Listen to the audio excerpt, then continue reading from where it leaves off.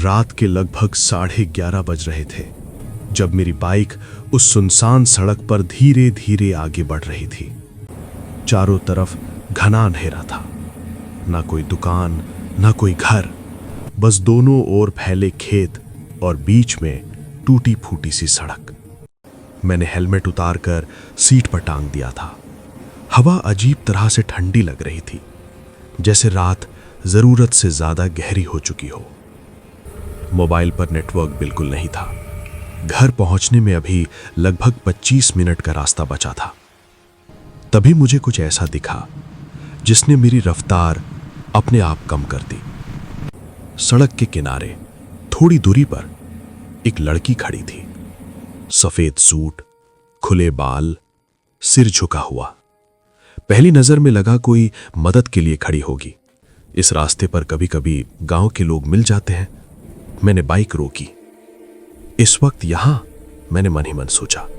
जैसे ही मैंने उसे आवाज देने के लिए मुंह खोला, उसने धीरे धीरे अपना सिर उठाया और यहीं मेरी गलती शुरू हुई। उसका चेहरा अजीब तरह से जाना पहचाना लगा। दिल जोर से धड़कने लगा। वो मेरी मरी हुई बहन जैसी दिख रही थी। मेरे हाथ कांपने लगे। दिमाग ने कहा वहम है, आंखों ने कहा नहीं, वो वही है। मेरी बहन को मरे हुए पूरे 7 साल हो चुके थे। एक सड़क हादसे में मैंने खुद उसे शमशान तक छोड़ा था। तो फिर ये कौन थी? वो मेरी तरफ एक कदम बढ़ाती है। उसकी आवाज सुनाई देती है, भैया आप मुझे पहचान नहीं रहे? मेरे गले से आवाज ही नहीं निकली। आवाज बिल्कुल उसकी जैसी थी, एक एक शब्द। मैंने आंखें बंद कर ली। 2 सेकंड बाद खोली। वो अब भी वहीं थी, पर इस बार उसके चेहरे पर हल्की सी मुस्कान थी। घर चलोगे? उसने पूछा। उसे एक सवाल ने मेरी रीढ़ में ठंडक दौड़ा दी। मैंने खुद को संभालते हुए कहा, तुम कौन हो? वो हंसी, पर उसकी हंसी में खुशी नहीं थी, उसमें मखौल था। मैं वही हूं जो आपको दिख रहा है। इतना कहकर वो सड़क से नीचे खेतों की तरफ मुड़ गई। और अजीब बात यह थी कि वहां कोई रास्ता था ही नहीं, फिर भी वो चलती जा रही थी। मेरे कदम अपने आप उसके पीछे बढ़ गए। दिमाग चिल्ला रहा था मत जा, लेकिन शरीर सुन नहीं रहा था, जैसे कोई और मुझे चला रहा हो। चारों तरफ धुंध फैलने लगी। हवा में सड़ी गली मिट्टी जैसी गंध थी। हर कदम के साथ रास्ता और सकरा होता जा रहा था।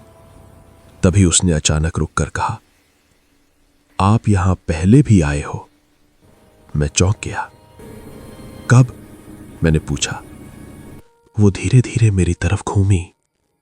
इस बार उसका चेहरा बिल्कुल खाली था।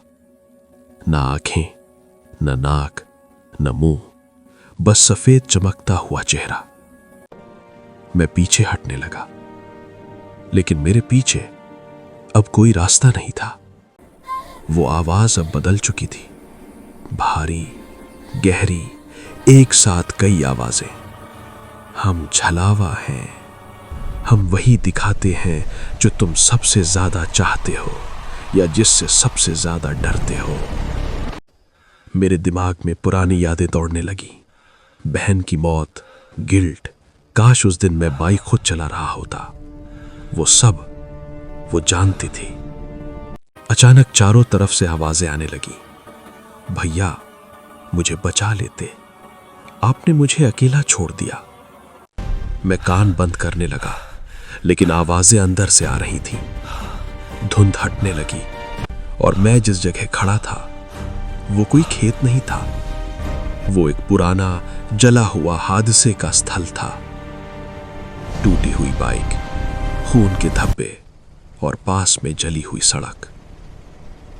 मुझे याद आया, यही वो जगह थी जहां मेरी बहन मरी थी। मेरे सामने खड़ी आकृति अब पूरी तरह बदल चुकी थी। उसके पैर जमीन को छू नहीं रहे थे। गर्दन अस्वाभाविक रूप से टेढ़ी थी। आंखें अब काली गहराइयों जैसी थीं। हम तुम्हारी बहन नहीं हैं, वो बोली। हम उसका चेहरा पहनते हैं। उसने बताया, इस रास्ते पर जो भी अपराध बोध, पछतावे या अधूरी भावनाओं के साथ गुजरता है उसे छलावा दिखता है। हर इंसान को अलग, किसी को मां, किसी को प्रेमिका, किसी को मरा हुआ बच्चा। जो उसके पीछे चलता है वो लौट कर नहीं आता। मैं समझ गया, अब तक इस रास्ते पर जो लोग गायब हुए थे वो सब छलावे का शिकार बने थे। मैंने आंखें बंद की और जोर से कहा, तू मेरी बहन नहीं है। पहली बार वो पीछे हटी।